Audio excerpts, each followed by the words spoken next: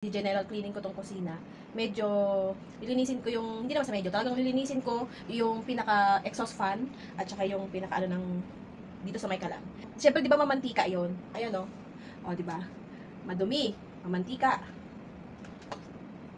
Mamantika din.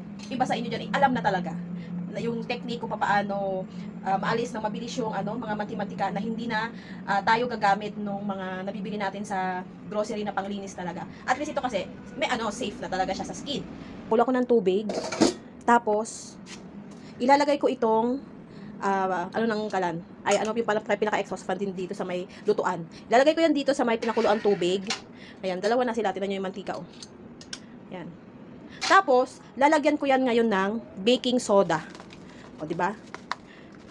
Mas bahala kayo kung gusto niyo ng marami, wala namang problema kung marami, mas better nga. Nakikita niyo no, nagbabubbles, umaangat na siya yung mantika. Yan. Ako kasi hindi ko siya tinitipid kasi mura lang naman tong baking soda. Yan, lalagay ko yan diyan, 'di ba? Kita niyo yan no?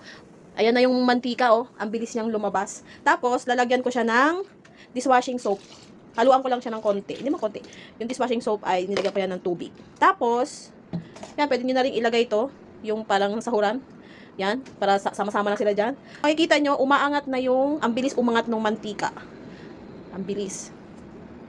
Oh, di ba? Tapos, ibababad lang natin yan ng mga 5 minutes para talagang umangat yung mga oil, yung mga grease. Kita nyo yan? Yan na yung mantika. Ang bilis niya kaagad na umangat nung nilagyan natin ng baking soda.